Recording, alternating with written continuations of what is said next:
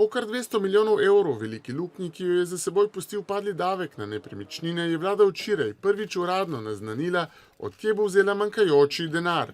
V letu pred volitvami se je finančni minister taktično odločil, da javne porabe ne bo zmanjševal, a bodo zato na drugi strani, kot kaže, dvignili davek na dodano vrednost iz sedanjih 9,5 na 10 odstotkov ter iz 22 na 24 odstotkov.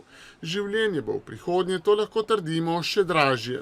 Vsi mladi gremo proč in iščemo neke druge zaposlitve, ker kle definitivno ni nobene več prihodnosti. Jaz pravim tako mojim prijateljem, hočeš šolo, hočeš vrtec, hočeš elektriko, hočeš vodo, hočeš cesto, hočeš zdravstvo, hočeš vse, dubo, ja prav država, prav s tabo se ne pogovarjam.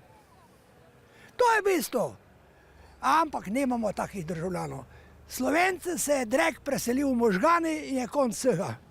Bi morali dvigniti na 50%, če hočejo gospodje gor malo bolj mirno spati. Imam 81 let in komaj preživljam. No. Slovenci smo zelo potrpežljiv narod, ne, očitno. In ne vem, kje je ta točka vrenja, recimo, ki jo je treba doseči. Ma kadar se doseže tista točka vrenja, takrat pa ne bo lepo.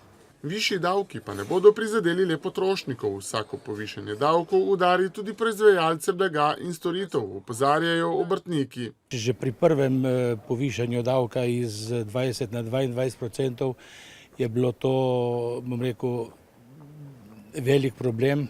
Določeni niso dvigovali cen, posledično so manj zaslužili. Tudi tle je siva ekonomija, katera bo s tem tudi verjetno še bolj razplantela. Če vsemu ob bok damo le nekaj mesecev staro javno zavezo predsednice vlade, da novih davkov ne bo, obstoječih pa ne bodo dvigovali, se lahko državljani upravičeno sprašujejo, kakšno težo imajo v tej državi javno izrečene besede.